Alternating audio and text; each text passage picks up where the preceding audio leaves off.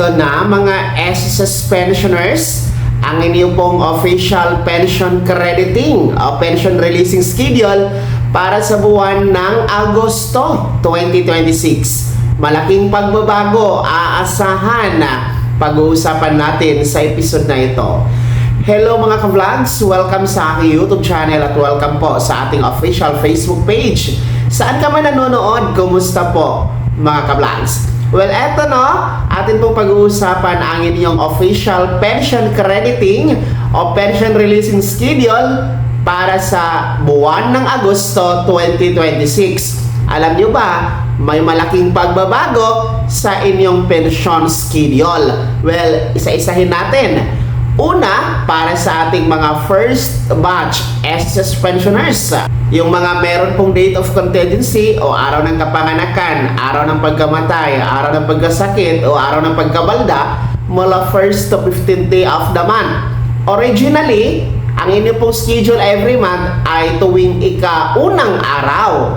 Kaso lang, no? So dapat August 1 ang inyo pong pension crediting. Kaso lang, kung makikita nyo po sa inyong kalendaryo, ang August 1 ay natapat po sa araw ng Sabado. Ayon po sa isang circular ni SSS na kapag ang isang pension crediting schedule ay natapat sa weekend, Sabado, Linggo, o di ka naman matapat sa holiday, yan po ay maa-advance po sa pinaka-last working day ni SSS. Kaya naman, instead of August 1, atras tayo sa Biyernes, July 31, 2026 para sa inyo mga first batch. So, advance ng isang araw, mas maaga kaysa inaasahan. So, malaking pagbabago ito para sa inyong schedule. May paggalaw sa schedule, may pagbabago sa schedule para sa inyo mga first batch for your August pension crediting schedule. So instead of August 1, atras tayo sa July 31. Kahit pa paano, mas maaga na makukuha ninyo ang inyong pension for August at mas maaga niyo pong magagamit sa inyong mga pangangailangan, mga first batch. Well, pangalawa, dito tayo sa second batch SSS pensioners. Yung mga second batch na merong date of contingency o araw ng kapanganakan, araw ng pagkamatay, araw ng pagkasakit o araw ng pagkabalda mula 16th to last day of the month. Well, originally, ang inyo pong schedule every month ng pension crediting ay every 16th day of the month. So, dapat August 16 po ang inyong schedule para sa pension crediting. Kaso lang, kung nakikita nyo po sa inyong kalendaryo, ang August 16, yan po ay natapat sa araw ng Linggo.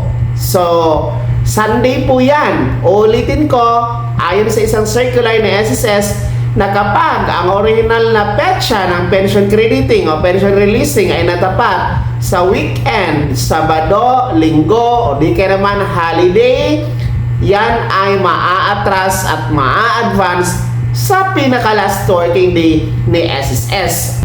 Kaya po, instead of August 16, atras tayo sa Biyernes, no? August 14, 2026. Kasi nga, wala namang crediting ng bangko kung Sabado, no? Kaya, August 14. Advance po tayo ng 2 araw, mga second batch, no? Mas maaga kaysa inaasahan. Kaya malaking pagbabago din po sa inyong schedule kasi merong paggalaw sa schedule ninyo. May pagbabago sa schedule. 2 araw na advance makikredit sa inyong ATM card kaysa original na petsa. Instead of August 16, magiging August 14, mga second batch SSS pensioners. Kahit pa paano, mas maaga nyo rin pong makukuha at magagamit ang inyong August pension second batch. Paalala po sa lahat, ang pagbabago ay sa schedule lamang. Sa petsa lamang tayo may pagbabago ha, pero sa halaga na inyong pensyon ay wala pong paggalaw, wala pong pagbabago. Kasi wala tayong pension increase na magaganap for the month of August, no? Kaya walang paggalaw sa halaga ng inyong pensyon. mananatili kung magkano lang ang inyong regular monthly pension, yun lang po ang makikredit sa inyong ATM card. Wala nang iba, mga ka-vlogs. Okay? So, antabayanan nyo po sa inyong ATM card, lalong-lalo na sa ating mga first batch kasi ngayon ng July 31 ang inyong advance pension crediting, no? And antabayanan nyo na lamang po sa inyong ATM card, no, sa mga petsang yan dahil makikredit po ang inyong August pension ng mas maaga. So good news ito sa lahat ng mga pensionado, at least pantay po tayo, first and second batch, pareho po na advance ang pension crediting for the month of August 2026. Ulitin ko, mga first batch SSS pensioners na may date of contingency for from 1st to 15th day of the month, ang ina pong pension crediting instead of August 1, magiging July 31 kasi Sabado ang August 1. And para sa mga second batch SSS pensioners na may date of contingency from 16 to last day of the month, instead of August 16, magiging August 14 ang inyong pension crediting dahil linggo po ang August 16. So, yan ha, mga SSS pensioners. Kaya naman, ano po yung komento at reaction sa balitang ito?